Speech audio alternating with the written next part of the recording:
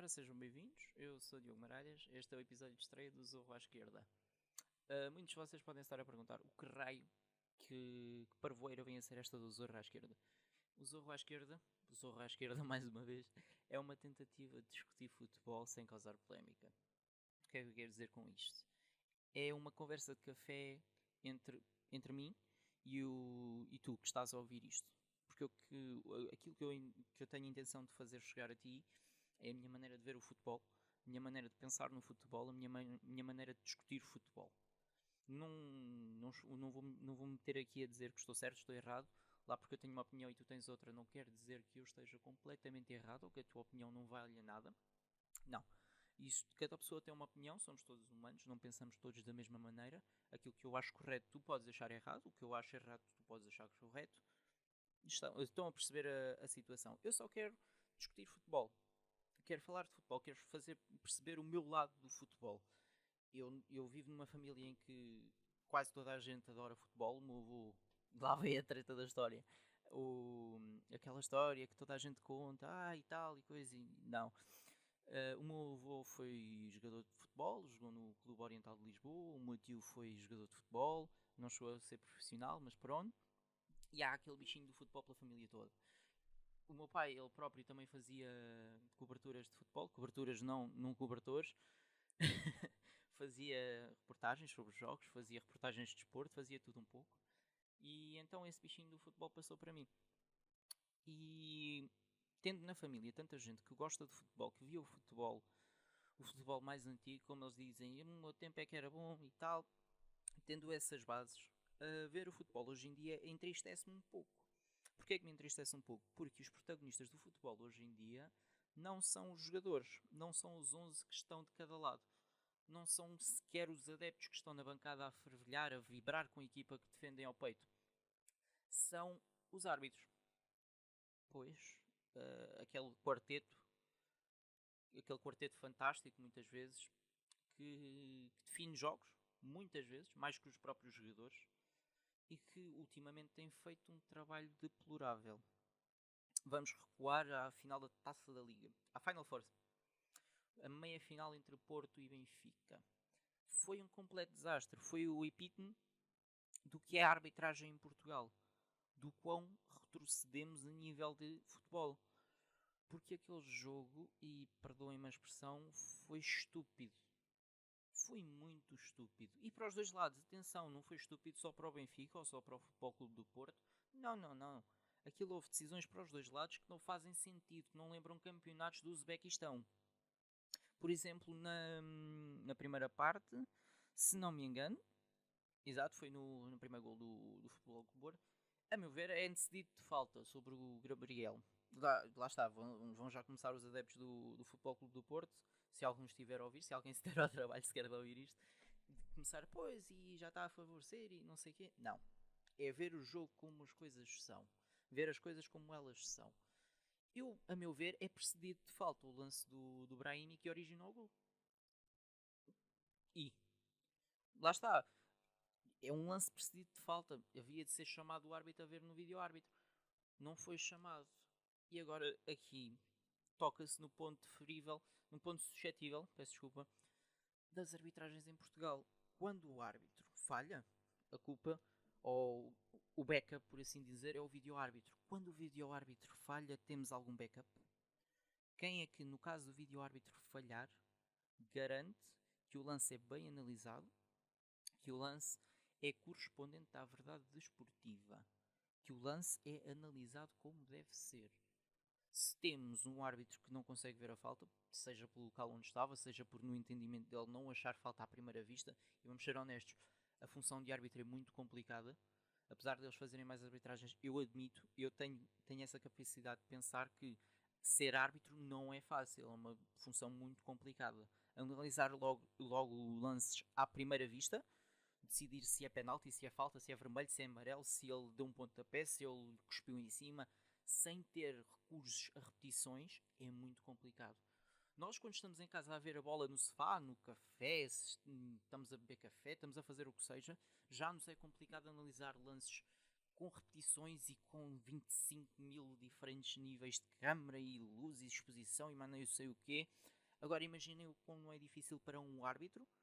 Ponham-se no lugar de um árbitro. Vocês estão a fazer uma semifinal de uma competição que tem alguma importância no nosso país e a pressão que não é nos ombros de um árbitro ao pensar isto cada vez que vê um lance duvidoso ou cada vez que tem que marcar uma falta, cada vez que leva o apito à boca. Estão a compreender o nível de stress que eles não têm que suportar naqueles ombros. Mas lá está. A função de árbitro não é fácil. Mas por isso é que nem toda a gente é árbitro. Há que fazer uma separação, há que ter um filtro. Da mesma maneira que eu, não sendo bom a mexer em carros ou qualquer coisa que tenha a ver com mecânica, não me vou aventurar e abrir uma oficina do nada. Um árbitro que não tenha capacidades de desempenhar a sua função, que mediante os critérios estipulados pela Federação e pela Associação de Árbitros, não consegue corresponder às expectativas do seu trabalho, da sua função, tem que ser substituído. Da mesma maneira que, como disse o treinador do Sporting Clube de Braga, o Abel, quando eles não fazem o trabalho que os compete, como se viu com o Rui Vitória, começou a descambar o campeonato para o Benfica, quando eles não fazem o trabalho deles, eles são postos no olho da rua, não se olha a meios, não se olha a queixo. Tome-se o caso do José Peseiro, por exemplo, perdeu contra o Estoril para a Taça da Liga, inclusive, e foi posto no olho da rua em menos de nada. Num estalar de dedos, literalmente. Agora, a minha pergunta é, com árbitros, porque é que isto não se sucede? Cada vez que um árbitro faz uma má arbitragem é uma chapadinha na palma da mão e não faças isso outra vez. Porquê?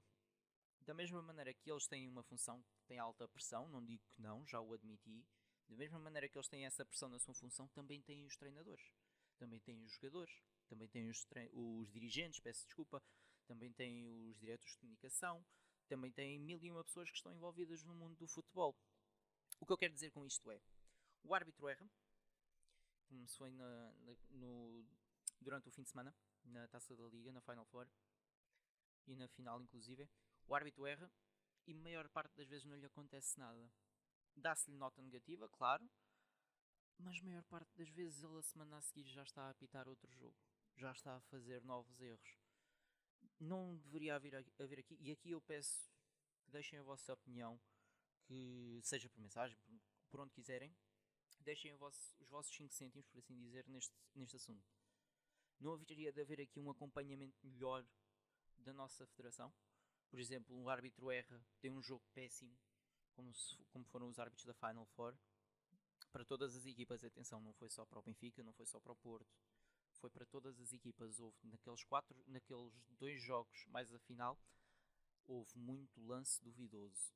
Mas não haveria a federação de intervir e dizer, meu menino, meu senhor, neste caso, fizeste um mau trabalho, vais passar agora uma semaninha, 2 semanas ali no curso outra vez, vais estar ali uma semaninha, 2 a aprender aquilo outra vez, que é para ver se daqui a um mês consegues arbitrar em condições. Lá está, a fazer uma readaptação, uma reintrodução do árbitro, por assim dizer. Porque uma pessoa fazendo erros, peço desculpa, uma pessoa fazendo erros repetidamente e não sendo advertida, não sendo posta no caminho certo, tem mais tendência a cometer os mesmos erros mais vezes. É uma fórmula simples. Por isso, aquilo que eu gostava de ver, referente às más arbitragens, era um melhor acompanhamento da federação. Disponibilizar-se, dizer, sim senhora, este árbitro errou, vai estar agora um mesinho sem apitar jogos. Vai estar um mesinho ali a fazer uns cursositos, a fazer outras coisas qualquer. Depois tem uma avaliação coerente, uma avaliação que, sim senhora, está pronto e vai arbitrar jogos, mas jogos de níveis mais reduzidos, até chegar a um ponto onde, sim senhor, este indivíduo está apto para apitar novamente os jogos da Primeira Liga. Porque se vamos ter arbitragens muito incoerentes, arbitragens com erros a torto e a direito na nossa principal liga, vai ser um descalabro completo. Vamos voltar aos tempos dos anos 80, anos 90, em que, sim senhor, era muito giro cá dentro, mas cada vez que íamos lá fora era aos 5 e aos 6 de cada pata. Era um descalabro, por assim dizer. O futebol do Porto e o Benfica e talvez um pouco o Sporting e o Boa Vista conseguiam se safar, mas fora disso, que equipas mais se safavam lá fora? A Académica? pouco, das poucas vezes que foi lá fora. O Leiria, no meu tempo de vida que eu me lembro, nunca me lembro de ver o Leiria lá fora. E era daquelas equipas que nos anos 2000 estava sempre lá em cima. Lá está, é ter umas arbitragens tão condicionadas não beneficia o futebol português, que já de si, e isto é outro ponto que eu quero tocar, que já de si é paupérrimo a nível de qualidade. É muito mau a nível técnico-tático. Hoje em dia vemos um jogo, atenção, a Final Four da Taça da Liga contrariou esta opinião minha. Foi os únicos 2 jogos de futebol que eu vi em tempos recentes em que eu disse, sim senhora, isto é futebol. Isto, eu gostei de ver este jogo pelo futebol disputado, não pelas arbitragens, não pelos adeptos, sim senhora, por aquilo que foi posto em campo, por aquilo que os 2 treinadores ordenaram que as suas equipas fizessem, por aquilo que os jogadores sacaram das cartolas. Mas, tirando estes 2, 3 jogos, não. O futebol em Portugal é péssimo. E vocês podem estar muito bem a dizer, o futebol é péssimo como se temos equipas grandes a levar sarradas de equipas pequenas, Portimonenses a ganhar contra Sportings e a complicar a vida ao Porto e a ganhar mesmo ao Benfica e não sei o quê, e o Braga que também está a fazer uma grande época. Sim senhora, não discordo. O Braga está a fazer uma excelente época, o Portimonense está a dar cartas, o Benfica, o Porto e o Sporting diminuíram um pouco o nível, é verdade, e têm sido apanhados mais por equipas de tabela, de meia tabela. Mas eu agora digo-vos o seguinte: dentro do campeonato, sim senhor, essas equipas dão luta. Cada vez que vamos lá fora, levamos na pá. Aquele ponto que eu tinha tocado antes. Cada vez que o Benfica vai lá fora, pumba. 4-0, 2-1, 3-0. Perder contra Basileias. Perder contra CSKA em casa. O Porto, cada vez que lá fora, sim senhora. Esta época, impecável. E é a única equipa portuguesa, e eu não sou do Futebol Clube do Porto, mas tenho que admitir isto, é a única equipa portuguesa de futebol profissional que conseguiu acompanhar o crescimento das outras equipas de topo europeias. O Futebol Clube do Porto é o único representante fiel, o único representante que realmente, sim senhora, dá boas prestações na Europa. Benfica, Sporting Braga, é raro. Sporting Braga de vez em quando faz uma gracinha na Liga Europa, mas quando chega à Champions, e vamos ser honestos, eu pelo menos não me lembro de ver o Braga na Champions ainda. Não tenho memória de ver o Braga sequer nos playoffs da Champions, mas cada vez que o Benfica ou o Sporting chegam à Champions, é mais as vezes que ficam pelos grupos e vão parar à Liga Europa do que as vezes que seguem em frente. O Benfica teve aquela gracinha com o Rui Vitória de chegar aos quartos de finais, sabe Deus como, numa época completamente atípica, e quase ganhar ao Bayern, sabe Deus novamente como. Mas fora disso, foi um descalabro. A época seguinte viu-se. Rui Vitória perdeu completamente a noção. E eu não culpo só o Rui Vitória. Culpo o futebol português. Porquê? Porque o futebol português não é futebol. O futebol português é 22 gajos ali aos chutes durante uma hora e meia. É triste, mas é verdade. Cada vez que eu vejo um jogo da nossa liga, eu fico a desejar voltar a receber aquela hora e meia. Fico. Porque é níveis deploráveis de qualidade de futebol. Eu mudo o canal e vejo a Liga Francesa, não digo tanto porque é mais ou menos ao nível da Liga Portuguesa, tem o domínio completo do Paris Saint-Germain. O Mónaco veio por ali abaixo, Deus os ajuda a não descer, mas as equipas de meia tabela é mais ou menos ao mesmo nível ali de Portugal. Agora, eu mudo de canal e está a dar um jogo de meia tabela da Liga Inglesa ou da Liga Alemã, por exemplo. O nível de futebol entre o 10º classificado alemão e o 13º classificado alemão é equivalente a um jogo de derby em Portugal. Isto é alarmante, não? Sou só eu a achar que isto é alarmante. Porque para mim, ter jogos de meia tabela a corresponder a jogos de topo da nossa liga mostra que se calhar há aqui um problemazito, se calhar estamos a dar demasiada atenção, eu próprio incluído, como fiz durante os primeiros 5 minutos deste podcast, estamos a dar demasiada atenção aos árbitros. Não nos estamos a concentrar naquilo que importa. Se calhar há que se começar a preocupar mais com os jogadores, a preocupar mais com táticas, a preocupar mais a nível técnico. Voltando ao exemplo do Benfica Porto da Final Four, foi o jogo, sim senhora, que eu adorei. aquele jogo foi repleto de tática. Há quanto tempo não se viu um jogo assim? Há quanto tempo não se viu um jogo em que, sim senhora, estamos a ver uma boa partida de futebol, estamos a ver um clássico, estamos a ver algo que marca positivamente o futebol português, retirando as arbitragens à parte? Quantas vezes puderam dizer isso durante esta época? Quantas vezes puderam olhar, não só durante esta época, a época passada, a época anterior a essa, nos últimos 5, 6 anos, quantas vezes pudemos nós olhar para jogos grandes, jogos até de média tabela, do meio da tabela, peço desculpa, e dizer, sim senhora, aqui foi jogado bom futebol, foi um jogo que me entreteu de início ao fim, não houve tempo morto. Tempo morto é como quem diz, não houve períodos em que não se passava nada. Sim senhora, foi um jogo que valeu os 25 euros de bilhete. Que isto não cabe na cabeça de ninguém, 25 euros para ir à bola, mas já lá vamos. Mas quantas vezes puderam dizer que o nível de futebol em Portugal foi excelente? Ou pelo menos muito bom. É raro, porque cada vez mais, com este problema todo das arbitragens de dirigentes e mil e uma coisas a passarem-se fora da atmosfera de dentro de campo, por assim dizer, passarem-se fora do campo, quantas vezes é que um jogador não pensará, pera lá, o que é que eu estou para aqui a fazer? Porquê é que eu estou a desperdiçar o meu bom futebol, o meu excelente futebol, num país que não me presta atenção?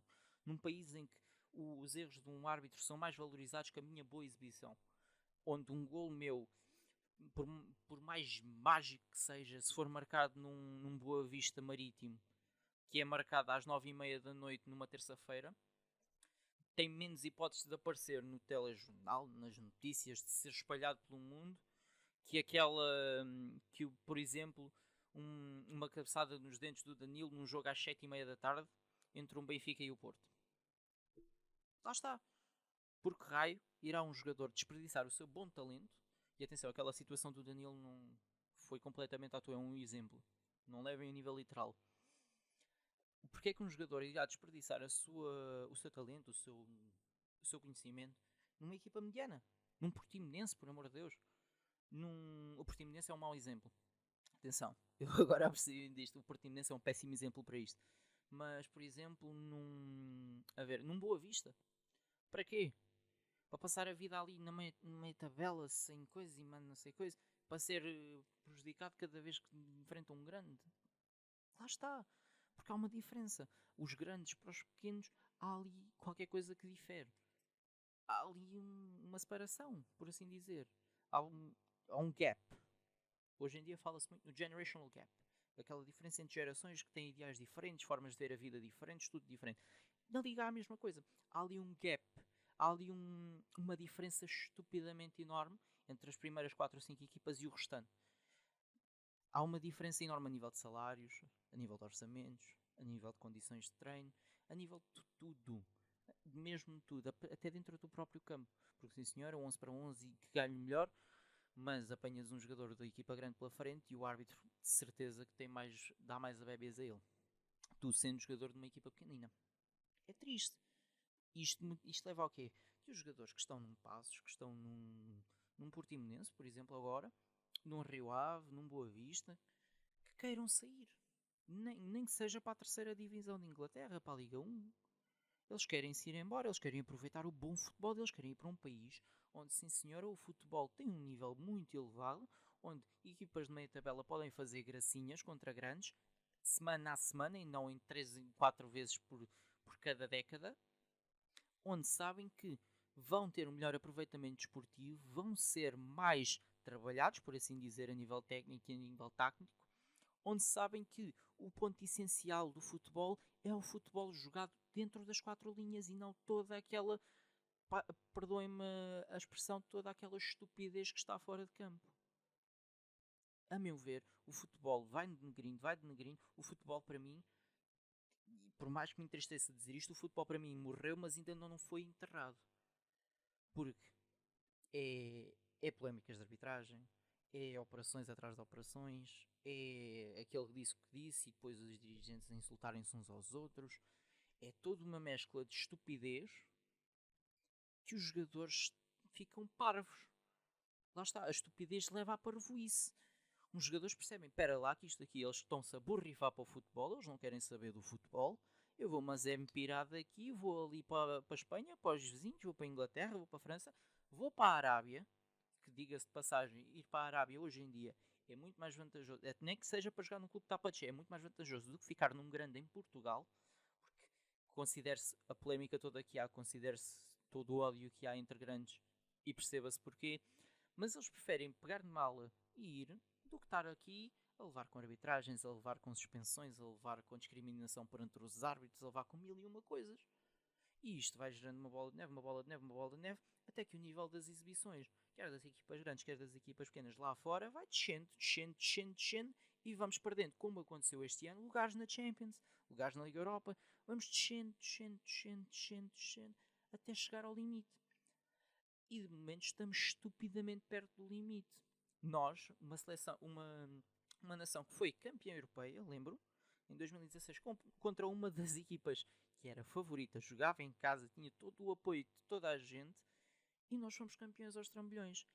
Isso, essa final, todo o percurso de Portugal nesse torneio, é o exemplo perfeito, sem tirar nem pôr, do quão mau, do quão podre está o futebol nacional. Um futebol que vai aos trambolhões, de trambolhão em trambolhão, de controvérsia em controvérsia, e chega ao fim e puf, tem ali 3 meses que se aproveita, de bons jogos, se tanto, tem ali uma coisa ou outra que se aproveita e no fim faz-se a festa. Ignora-se tudo e depois no fim da época, reseta o disco e volta ao mesmo. Volta às polémicas, volta de tudo um pouco. É triste. Num país que foi campeão da Europa, não se saber jogar bem à bola. Num país onde, da seleção que foi campeã, quase mais de metade, se não inteira, se não o 11 inicial inteiro, jogava lá fora. É triste. Mas é a única maneira de sermos campeões da Europa. É ter talento lá fora. Porque cá dentro não se joga a bola. Cá dentro é valorizado passar tempo no chão em vez de passar tempo a correr para a frente e para trás a ajudar a equipa. Valoriza-se mais aquele que fica no chão a queixar-se de que lhe rasparam a orelha com um dedo do que valorizar aquele que anda para trás e para a frente à procura de jogo. Valoriza-se mais aquele golo mal roubado, ou aquela falta que não existia, ou aquele cartão amarelo que devia ter sido dado, do que pegar no jogador e dizer: olha, tu este jogo jogaste mal como o caraças, vais treinar extra durante esta semana. Ou então viraste para um guarda-redes: olha, tu estiveste bem, sim senhor, anda cá, mereces o meu respeito. Esta semana não trabalhas tanto. Estão a entender aquilo que eu estou a dizer? Em Portugal não se valoriza nada no futebol. Valoriza-se mais o fora de campo. Valoriza-se as arbitragens. Dá-se maior foco às arbitragens. Nós não valorizamos os seres humanos que estão lá dentro dia após dia, após dia, após dia, a treinar que nem mouros nos treinos, passa a redundância, ali a massacrarem-se, quer nas equipas pequenas, quer nas equipas grandes, a matarem-se literalmente, para conseguirem dar o litro dentro de campo, para depois no final do jogo o protagonista ser o árbitro, para depois no final do jogo estar toda a gente a falar daquele amarelo que dava expulsão, em vez de falar daquele golo que foi, daquele golaço que foi o golo da vida de uma pessoa, se calhar, daquele gol que decidiu o jogo e que ninguém fala, que toda a gente ignora, que toda a gente mete uma venda à frente dos olhos porque o árbitro errou e não mostrou amarelo num gajo que devia. Porque o árbitro errou e se calhar marcou uma falta que era 5 cm atrás. Ou porque o árbitro errou simplesmente. Porque hoje em dia procura-se mais os erros dos árbitros do que se procura os bons jogadores. Procura-se mais crucificar um árbitro em plena praça pública do que aplaudir um jogador que faz uma exibição do outro mundo. E com isto tudo, com as arbitragens, com toda a polémica envolvente no mundo em Portugal, quem é que quer ser futebolista numa equipa em Portugal? É a pergunta que eu vos deixo. É aquilo que eu sinto quando vejo futebol em Portugal. Quando vejo futebol na minha televisão. Quando, assim que ligo o televisor, a primeira coisa que me parece é polémica de arbitragens. A primeira coisa que aparece nas manchetes dos jornais é Carlos Xistra, Bruno Paixão, que seja quem seja, errou. E não a equipa A, B, C, D, E, F ou o jogador X, Y, qualquer coisa, fez um grande jogo. A equipa Y fez uma exibição de alto nível. Não, porque se dá mais valor ao sensacionalismo. Dá-se mais valor àquilo que é mais fácil de atacar e não ao que é mais difícil de trabalhar. Dá-se mais valor aos erros do que se aplaude as vitórias. Mas pronto, isto foi os meus 5 cêntimos neste assunto. Isto já vai com 25 minutos quase de conversa. Conversa fiada, de certeza que não fiz sentido nenhum para vocês. Peço desculpa. Episódio de estreia, um pouco nervoso também. Peço desculpa se foi muito longo este podcast. Mas digam, o que é que vocês sentem quando veem o estado do futebol de Portugal? Se acham que o futebol está tão podre como eu acho? Quero ouvir a vossa opinião, saber os vossos pensamentos, seja por mensagem, o que seja. Deem a vossa opinião. Porque isto é verdade. O futebol só se vai resolver quando todos nos juntarmos, dermos a nossa opinião e fizermos por nos unir em prol do futebol. Porque enquanto estivermos a mandar postas de pescada sobre arbitragens e a criticar o próximo e a denegrir o anterior, só vamos afundar mais ainda o barco. Espero que tenham gostado deste primeiro episódio. Foi uma nova aventura. Esta é uma nova aventura. Digam o que acharam, mandem mensagens, sugestões, como melhorar, se foi um podcast errado, se testaram o podcast, tudo. A vossa opinião importa. Por mais que vos digam que não, todas as opiniões importam. Todas as opiniões importam, independente de quais elas sejam. Todas importam. O meu nome é Diogo Maralhas, foi um prazer estar com vocês e este foi o Zorra à Esquerda. Vejo-vos no próximo episódio.